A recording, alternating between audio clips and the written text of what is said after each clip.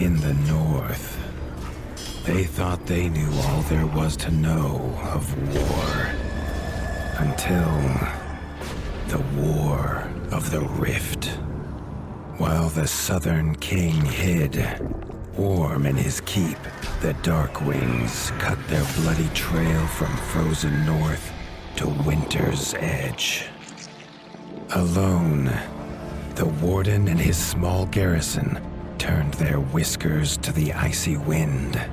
At the end of hope, in a last barrage, they wiped Batkind from the land and memory. With no sign of the Darkwing's return, in time, few believed them little more than a fairy's tale. But at Mount Cauldron, time had been all they needed. An old enemy claws free of their icy tomb and hungers for vengeance. But not all is lost. King Rattus brings north a cause for hope. A bastard prince, placed in the paws of the Warden of the Wastes to raise as his own. A secret of blood never to be told. Now, fate calls for a hero in a murderous screech. And one young rat will answer.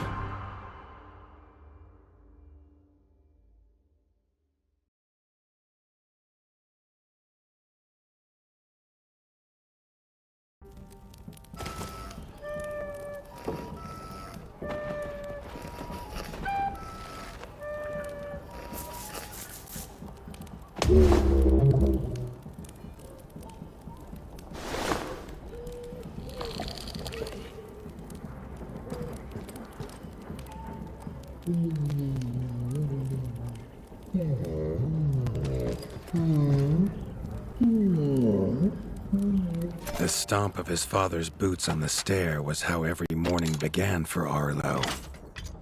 The booming shout to ready himself was louder still. But such was Lord Eivor's zeal at a new day. Dawn was breaking over winter's edge, and Arlo was yet to miss one.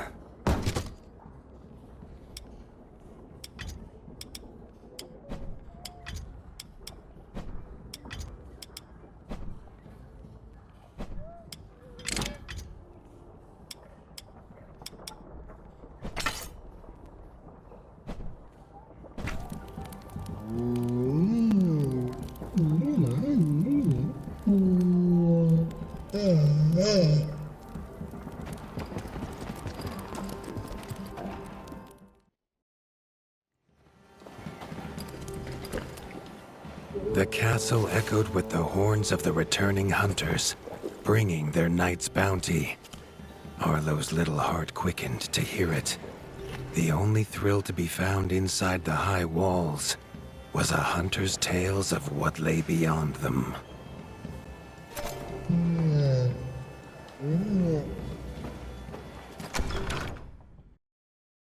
Arlo tells himself it's a good life here in Winter's Edge. The bustling of contented rat folk, the crisp mountain air, and without the endless scourge of frogs the southerners suffer. Why should he want for more?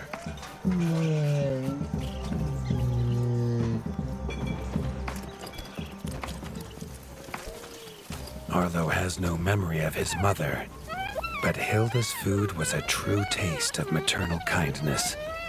With the right ingredients, she would make meals nourishing to body and soul. There was no time for tales of the hunt today. Lord Eivor was already dividing what was an excellent haul, happy to see his people provided for.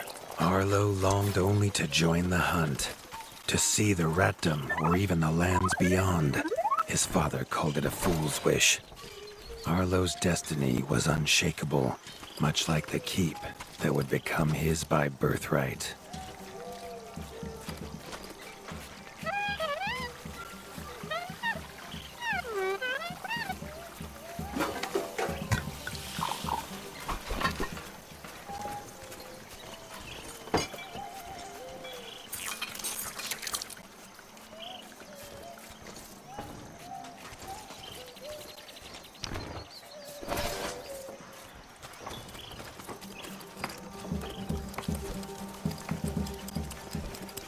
Chief Mason Leaf was the rat Arlo most admired. As younger brother to Lord Eivor, his carefree uncle never faced the burden of being Warden of the Wastes. With walls this strong, his duties were light, leaving him plenty of time for his nephew. Krunk was a rat's rat, with no interests beyond his forge. If you have the parts, this Mastercraft's rat can make armor and weapons that would see off a sky scorcher bite, or so he claims. Arlo wondered how well they'd do against something that wasn't a myth.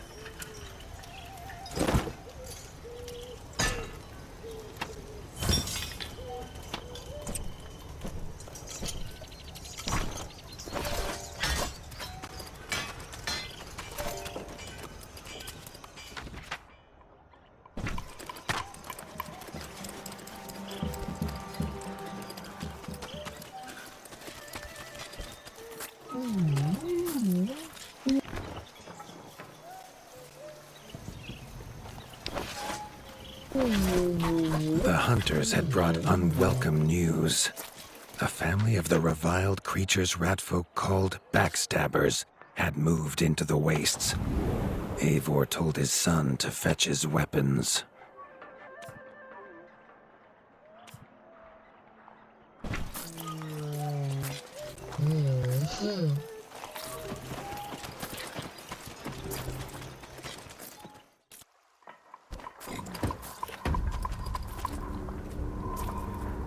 His father had no explanation for suddenly taking Arlo on a hunt. It even gave the hunters pause. Arlo had been taught to fight, and better than most. But rarely had he been tested. He was determined to prove himself. The rugged terrain of the outskirts could have taken all day to traverse, but Arlo's trusty grappling hook allowed him to swing between its many crevices.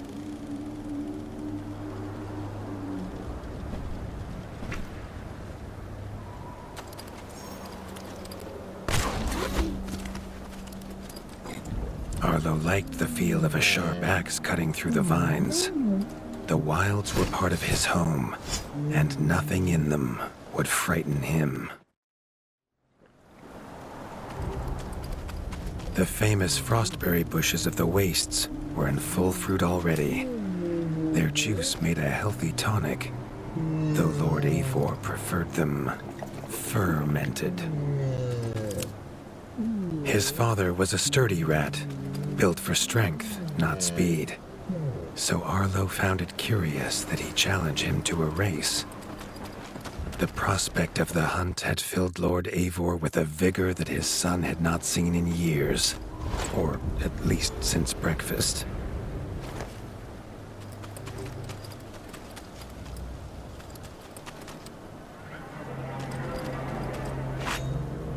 A warden fights the hardest battles, he told Arlo, and needs the sharpest blade. With that, Eivor gifted Arlo his own sharpening whetstone.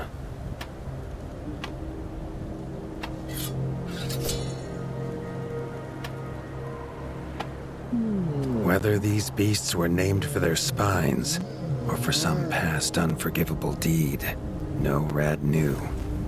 Either way, Arlo was about to find himself at the pointy ends of this brood. Even young backstabber red attacks were brutal, but a well-timed dodge would see Arlo escape unscathed.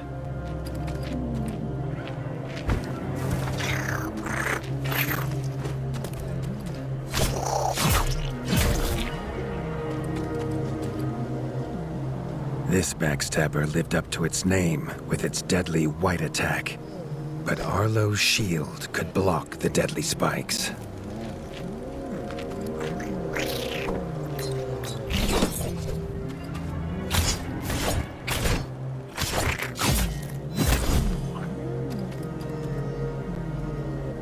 This young one used vicious yellow attacks.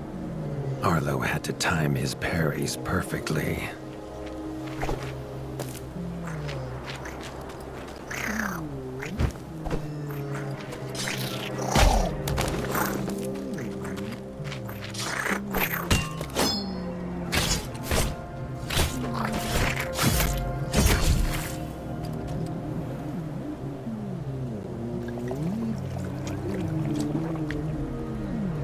This mother had left her young to fight alone, but the same could not be said of Lord Eivor as he leapt to his son's side.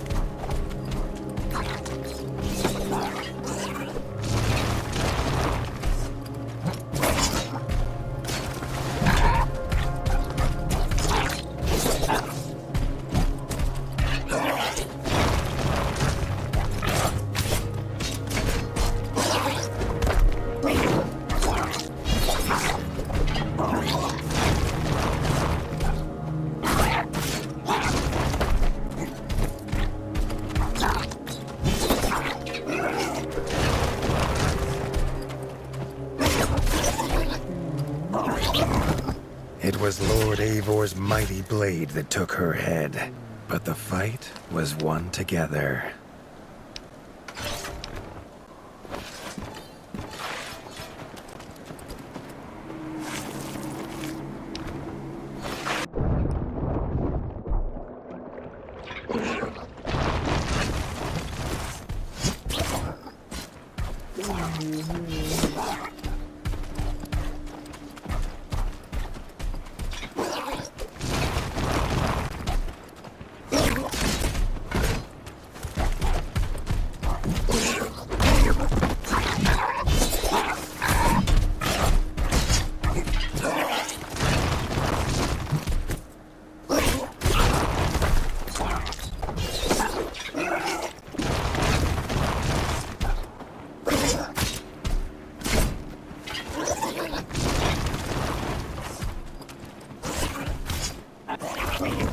It was Lord Eivor's mighty blade that took her head, but the fight was won together.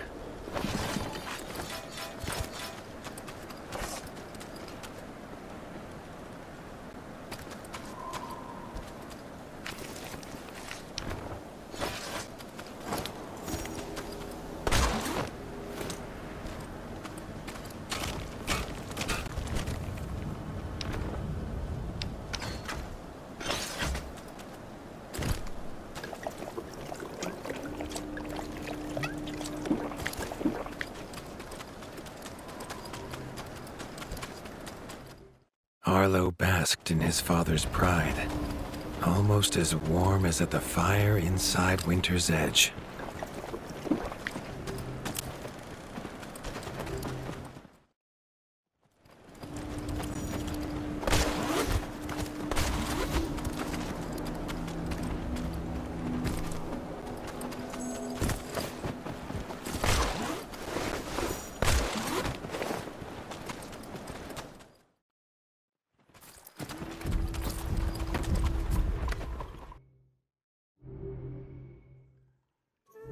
Triumphant and keen to tell the tale of his son's victories, Lord Eivor set to a night of drinking with the elders.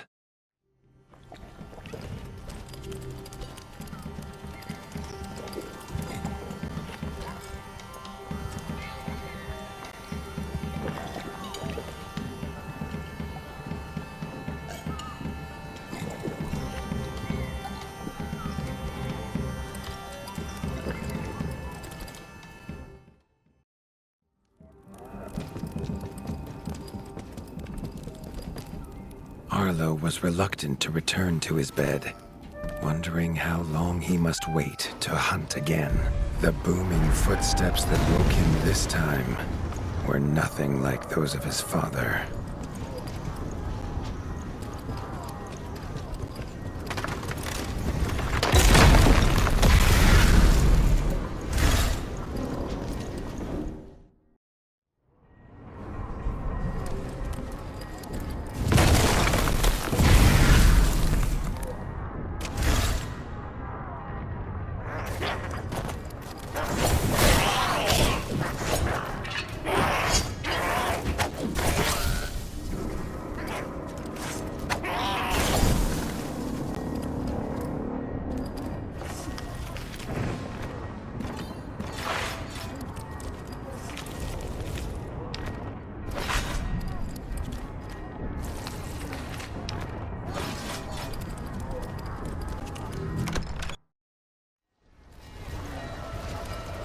He had found his father.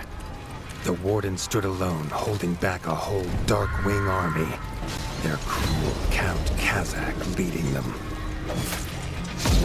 His father charged, but the Darkwing Count was as fast as he was strong. The Winter's crown tumbled to Arlo's feet, now without a head to rest on. There was no time to grieve his father, as from above the Count revealed his greatest weapon, a sky scorcher. Not a fairy's tale, but an undead beast whose very breath could level kingdoms. And its eye was trained on Arlo. All that came next was a fog of bloodlust, snapping jaws, and the beating of leathery wings.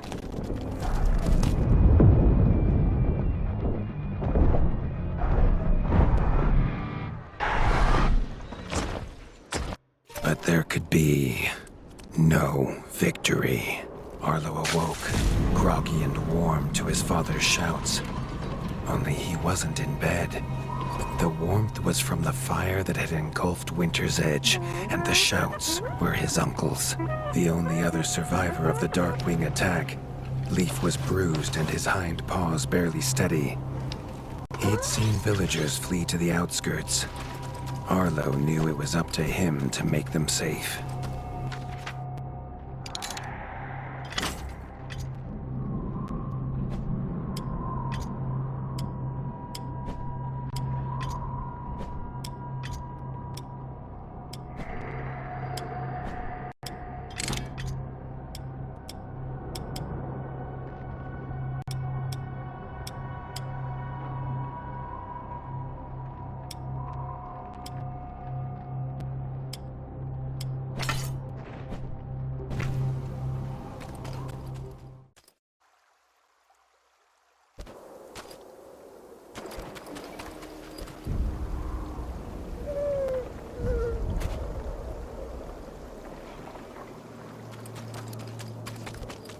He'd know these anywhere. Krunk's smithy hammer and Hilda's chef's knife. Arlo wondered why they would leave them here.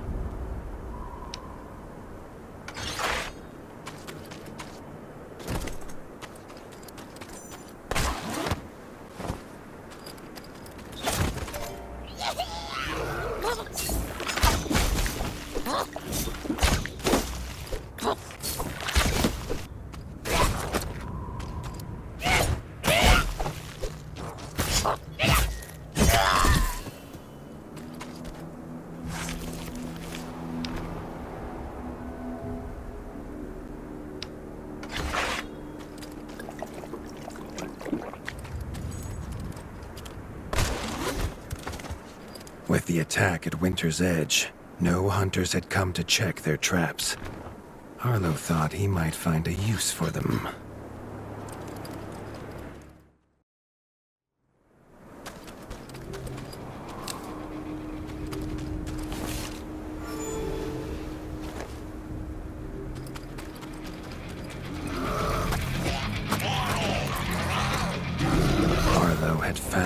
reason his friends had fled. The taunting shrieks revealed that this was Baron Frostovik, son of the Darkwing who took his father, and therefore a perfect target for his revenge.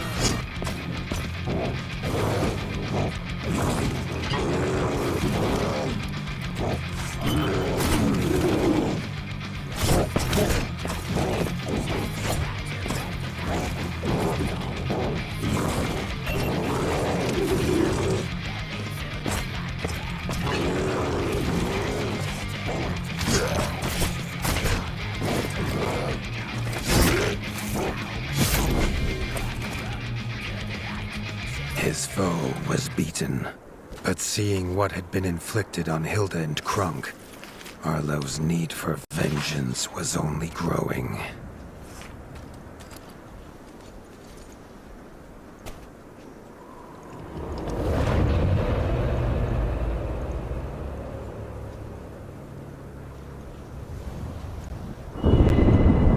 Arlo suddenly wished to be within the walls of Winter's Edge, to hear the boot and boom of his father at dawn, a sound he realized he'd never hear again. He needed to return to whatever was left and make his plan.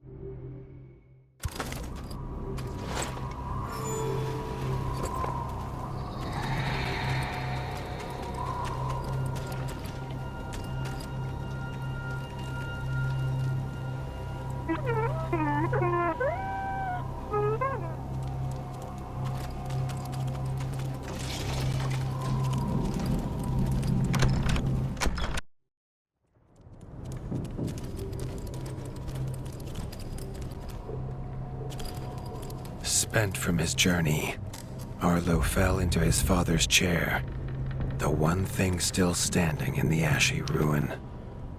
It was his chair now, along with the title of Warden of the Wastes. Arlo's shoulders slumped at the weight of it, but only for a moment. The dark wings had nearly scorched the ratdom to ash before, and now it was for him to stop them. He was going to rebuild Winter's Edge, a beacon of hope from which to drive back the shadow.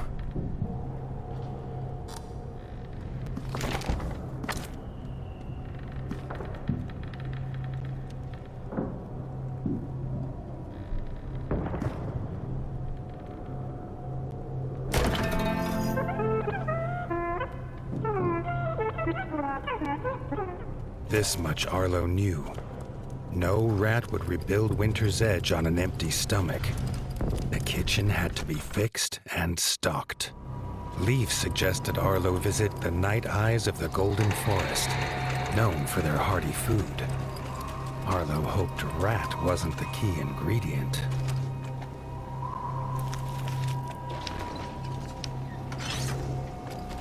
The smoke had attracted help in the unlikely form of a pirate.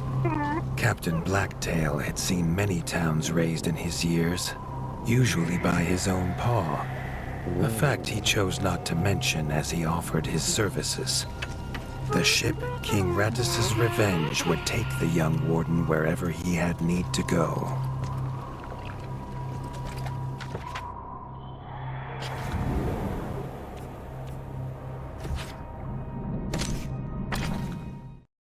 The autumnal gold canopy glimmered in the sunlight, held high by the silver boughs. There was no denying the wonder of the Golden Forest.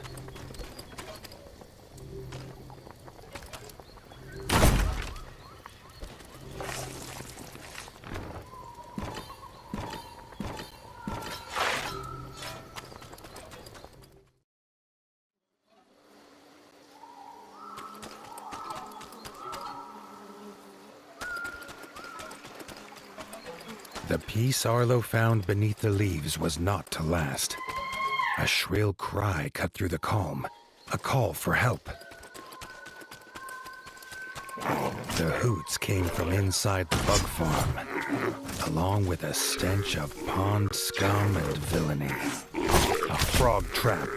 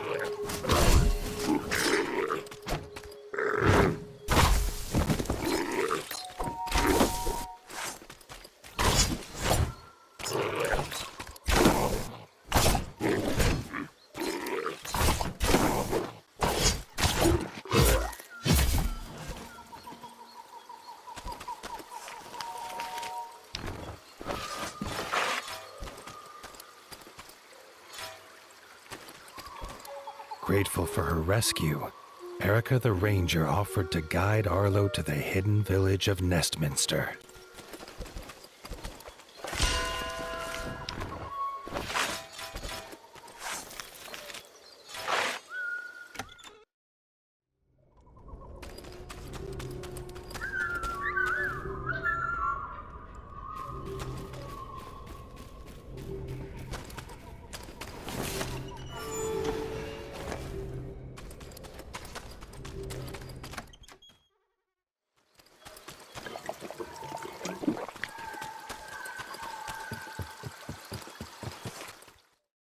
Nestminster's entrance was guarded.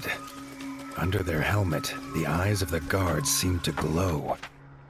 Was he prey walking into a hunter's camp? Arlo could not help but gasp at the sight. He had never seen a place so ornately crafted. It was nothing like the cold stone of home. The Parliament was deep in session when Erica and Arlo entered. The Night-Eye elders listened, still as statues, to the pleading of a chef whose daughter Frey was missing. Erica threw herself forward, proclaiming she would rescue the chef's daughter and needed no help. Then she was gone, leaving Arlo to face the elders alone.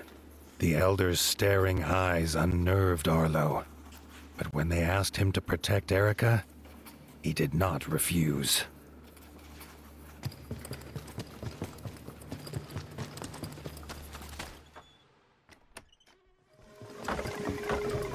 Frey's father told them she wanted fish for a new soup recipe. He told her never to go to the dangerous Moonlight Pond, but she was stubborn as she was brave. The chef handed Arlo a few poison antidotes without explanation. Arlo wondered what could go in soup that would have him so scared.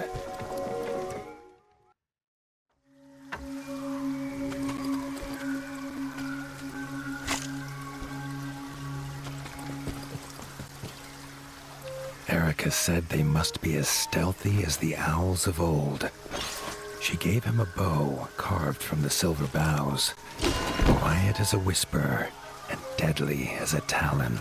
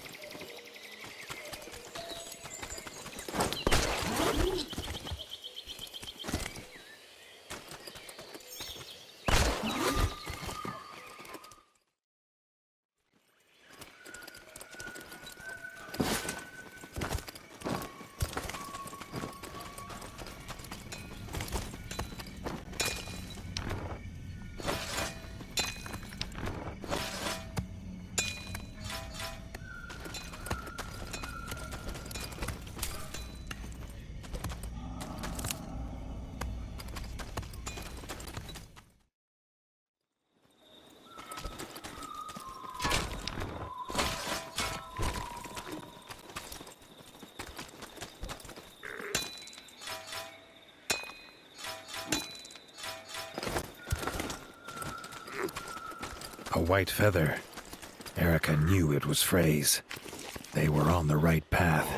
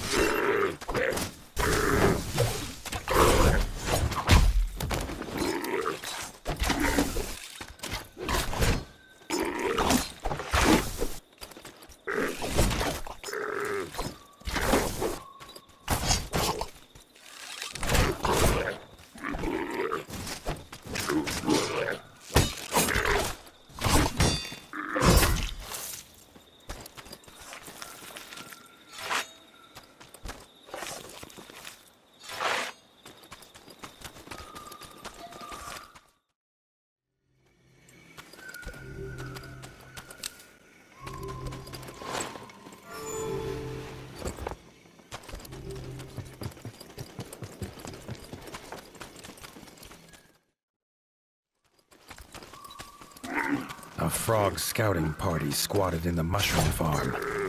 Arlo's arrows would make swift work of them.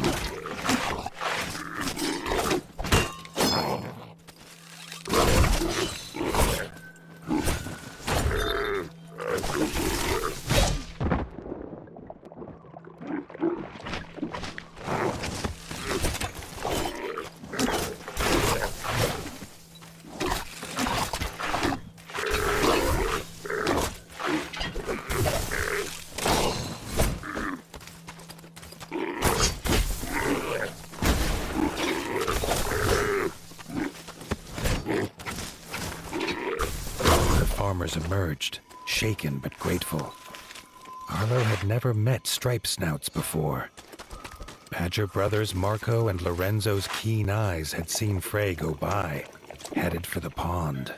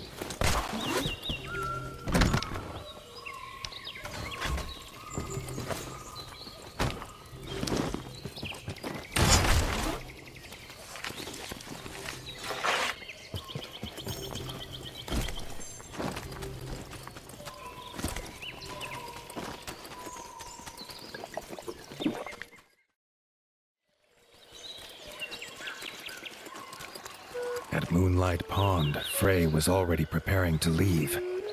Her hunt, it seemed, was not done. With a hoot about an egg, she was gone.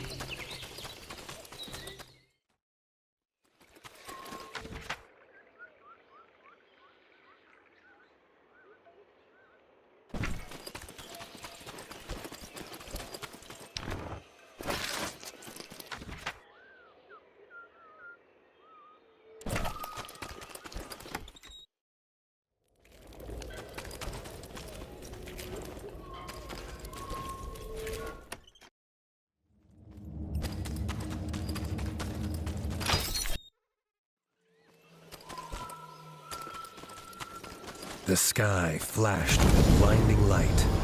Suddenly, towering before him stood an imposing figure, his flaming sword heating the air around Arlo.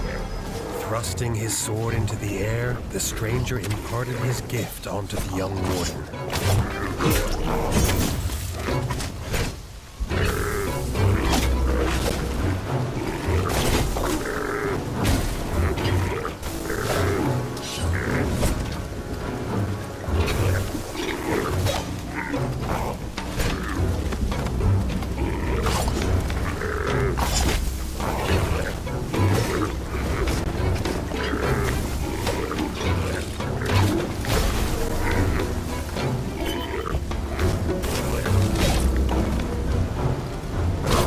Could feel the stranger's gift pulsing through his body, filling him with a burning desire to avenge his father and rid the north of the Darkwing scum.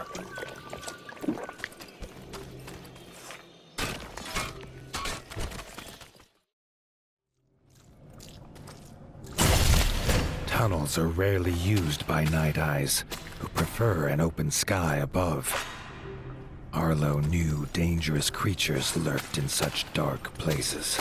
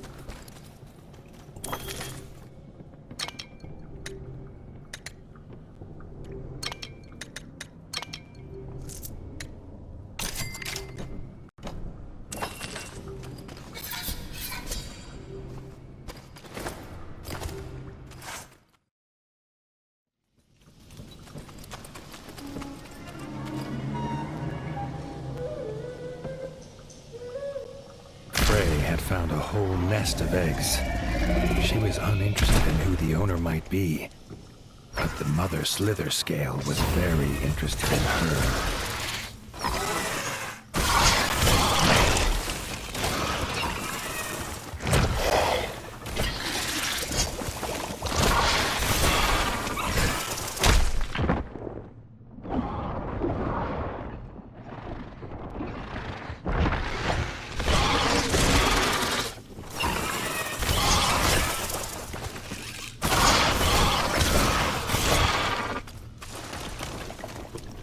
Side by side, Erica and Arlo forced the slither scale from its lair.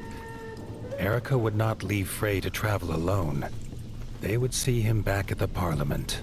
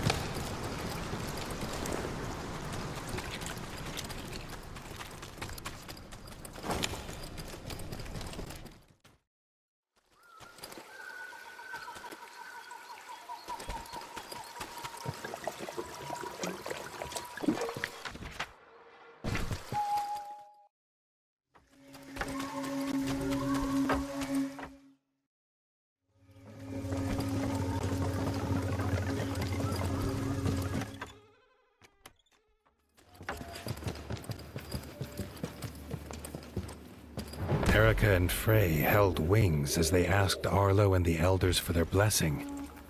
They wanted to leave and start their own kitchen at Winter's Edge. All agreed. Arlo hoped slither scale eggs would not be on the menu.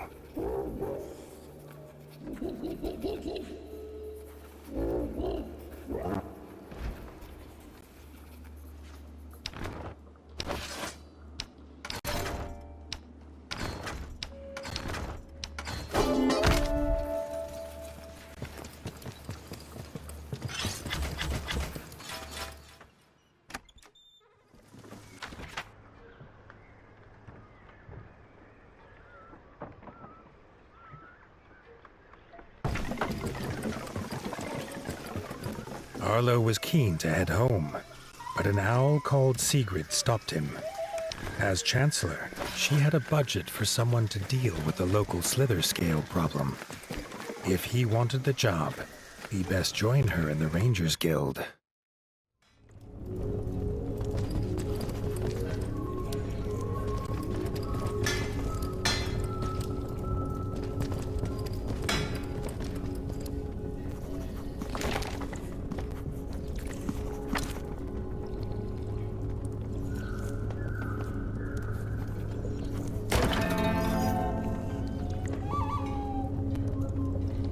The owls called for Arlo's help. A ranger had gone to hunt a slither scale.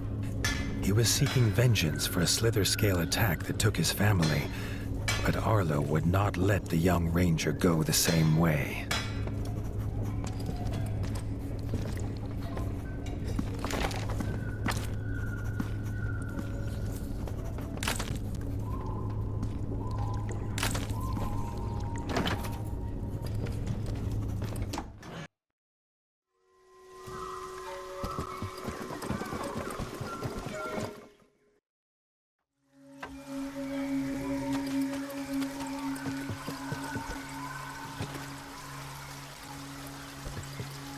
Arlo had heard the sniffling of the heron leagues away. Ernest was the most skilled fisherman in the ratdom, or had been. In between sobs, he told Arlo he'd dropped his best rod in a well. The warden offered to find it, if only to stop the noise.